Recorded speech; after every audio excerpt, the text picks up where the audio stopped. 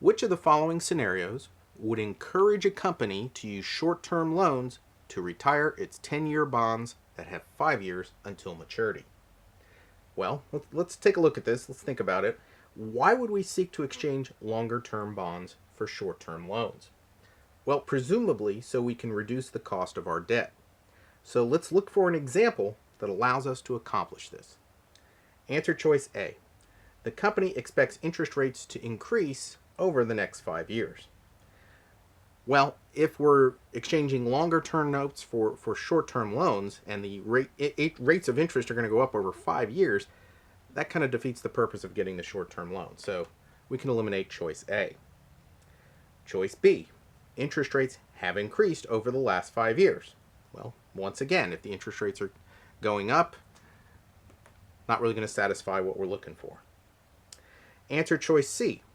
Interest rates have declined over the last 5 years.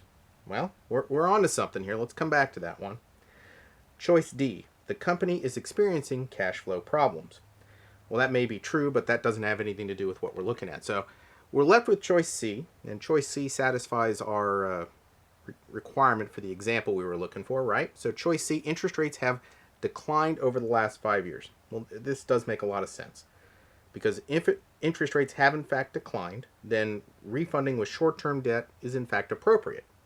The bonds pay a higher interest rate than the new short-term debt, so there's going to be a cost savings. Assuming that rates continue to fall, the short-term debt itself can actually be refunded with the debt having still lower interest charges going forward.